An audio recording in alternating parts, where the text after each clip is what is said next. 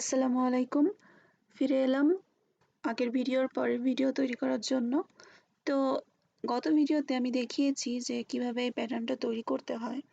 এখন এই ভিডিওতে আমি দেখাবো যে কিভাবে এই প্যাটার্নটিকে ইপিএস ফাইলে সেভ করলে আমি এটাকে শাটারস্টকে সাবমিট করতে পারবো। সেক্ষেত্রে আমাকে এক্সট্রা ফাইল হিসেবে জেপিজি ফাইল সাবমিট করতে হবে না, শুধুমাত্র ইপিএস ফাইল আপলোড করলেই হবে।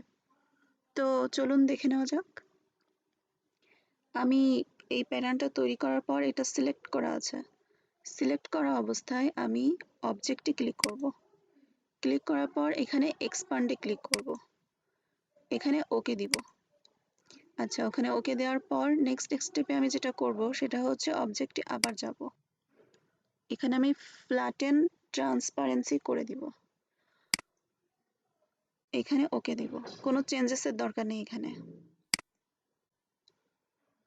আচ্ছা, এই গেল flatten transparency.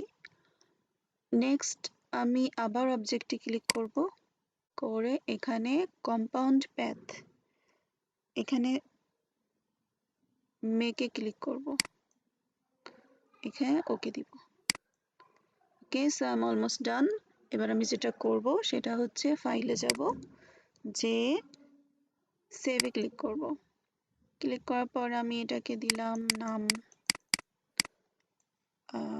Red brick pattern, আর এখানে সিলেক্ট করে দিব ইপিএস। ওকে, দেন এটা সেভে ক্লিক করব। এইখানে আসল বিষয়, এইখানে সেটিং এর উপর ডিপেন্ড করতেছে যে এটা আমি শাটারস্টকে সাবমিট করতে পারবো কিনা অ্যাজ এ ইপিএস ফাইল। তো আমি সিম্পলি এখানে ইপিএস ভার্সন দিব 10, এটা নান, আর এই টিকগুলা তুলে দিব, দেন ওকে।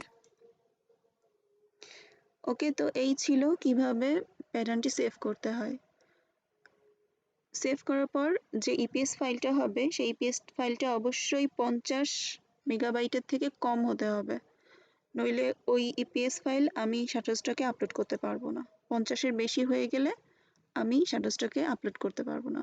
তো চেষ্টা করতে হবে যেন শাটারস্টকে দেওয়ার জন্য ওটাকে অবশ্যই 50-এর নিচে রাখার।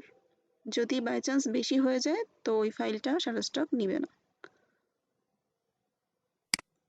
তো আমি দেখিয়ে দিই যে এটা কত এমবি হয়েছে, জাস্ট সাম কিলোবাইট। তো আমি এটা শাটারস্টকে আপলোড করতে পারবো। তো এই ছিল কিভাবে ইপিএস ফাইল সেভ করতে হয় আর শাটারস্টকে সাবমিট করতে হয়। আশা করি এই ভিডিও থেকে আপনি শিখতে পারছেন যে কিভাবে ইপিএস ফাইল শাটারস্টকে সাবমিট করতে পারবো। সাথে থাকার জন্য ধন্যবাদ। আশা করি নেক্সট ভিডিওগুলোতেও আপনাদের সাথে পাবো। ভালো থাকবেন, ধন্যবাদ।